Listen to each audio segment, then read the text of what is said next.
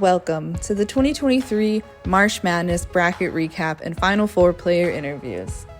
We had some intense rounds this year, and some of our players have a lot to say about it. But before we get to our post-game interviews, let's quickly go through this year's bracket. We started off the 2023 competition with 16 of your favorite Texas Marsh critters, including some fresh faces and returning favorites alike. The returning 2022 Marsh Madness champion, the Diamondback Terrapin, kicked voting off in its competition against the also famous Texas Crawfish, and newcomers like the Southeastern Myotis and Fiddler Crab made impressive first appearances. Now, in the quarterfinals, we had some tough pairings. The blue crab and red drum are both such popular seafood species in Texas, and the red drum is so well loved by recreational and commercial anglers alike. This match came down to a one-vote difference, with the blue crab ending up on top. Another close match in this year's quarterfinals was between the Diamondback Terrapin and the Whooping Crane.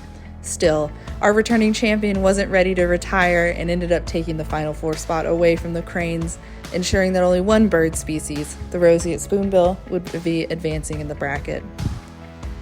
Our 2023 Final Four lineup was just as impressive. Thanks to the dedicated following of each finalist, we had representation from almost every division. In the end, the beloved Terrapin fell to the blue crab, and the loyal fan base of the roseate spoonbill launched the pink bird into our final match. The final match between the roseate spoonbill and the blue crab was extremely close up until the last minute of votes. While we wished we could give both of these Texas icons the title, there could only be one Marsh Madness champion. With 61% of the overall votes, our 2023 Marsh Madness champion was the roseate spoonbill. Now, let's hear from our Final Four contestants to see what they thought about this year's competition. Well, I can't say I'm not disappointed that my repeat championship run was cut short this year. So grateful for all the unwavering support of all my loyal fans. Love seeing all the support. I will admit sometimes it can be a little jarring since I'm a pretty solitary creature, but I mean, I am the only turtle found in saltwater marshes after all. Compared to most other bracket players, I'm also just pretty old soul. I can live for up to 40 years. I wouldn't say I'm too salty about how this year's bracket played out since I can adjust my own salt levels anyways. Don't worry, loyal Terrapin fans, I will be making an appearance next year. Vote for the turtles. In the meantime, I'll be recharging my social batteries in the Texas marshes. Thank you. No further questions. Listen, y'all, I'm just happy to have made it this far. I might be one of the smallest marine mammals, but I'm actually one of the largest weasels. It really was my positive mental attitude, maybe a little bit of my charming good looks, that kept me going throughout this year's tough bracket.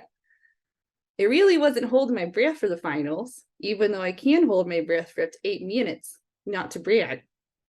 But I'm just so happy to be a Marsh Madness semi-finalist. You can find me playing in the marshes of East Texas until next year, but maybe don't approach me.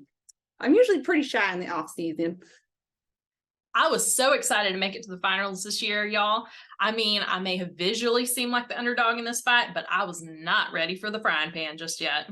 After all, I'm pretty popular in Texas.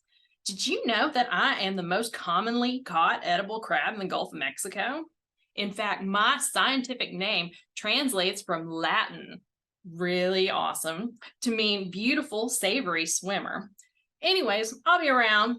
You can find me in the wide variety of habitats in Texas. I really love to hang out in the brackish marsh waters.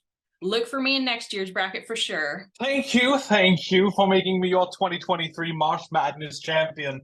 Are we really surprised? I mean, have you seen my following on social media?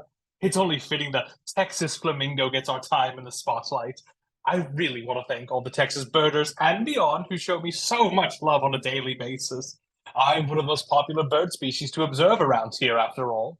Also, I have to give credit to the marshes themselves for providing the best food for me during this competition. Texas is known for its food, and I have exquisite taste. I love wading through the marshes around here, swinging my bill back and forth to skim for food. In fact, the blue crab is lucky they didn't meet me outside of this bracket. They're one of my favorite snacks.